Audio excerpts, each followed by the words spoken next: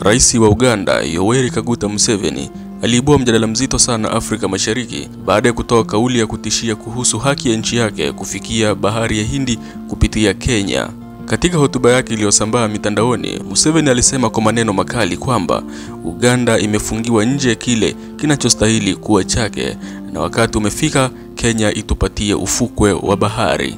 Museveni alionya kuwa endapo suala hilo halitapatiwa suluhisho la kirafiki, linaweza kuwa chanzo cha mizozo mikubwa ya kikanda katika siku zijazo. Kauli hiyo imekuja siku chache tu baada ya mwanawe wa kijeshi, Jenerali Muhoozi, kuunga mkono madai hayo kwa maneno makali zaidi, akisema kuwa Kenya ikichelewa kutupa ufukwe wa bahari, matatizo makubwa yanakuja. Wadadisi wa siasa za Afrika Mashariki wanasema matamshi hayo yanaweza kutisha uhusiano wa kidiplomasia kati ya Nairobi na Kampala, hasa ikizingatiwa historia ndefu ya ushirikiano wa kibiashara kati ya nchi hizo mbili.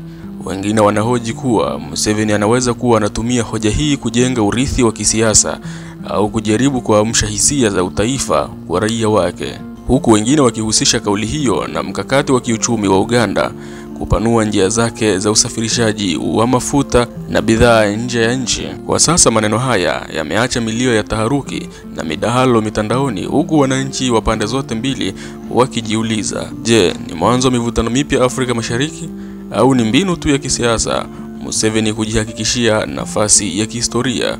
Basi endelee kufuatilia hapa kwa taarifa zaidi kuhusu mvutano huu wa bahari, diplomasia na siasa kali za eneo la Afrika Mashariki. Ni hapa Erasmi TV.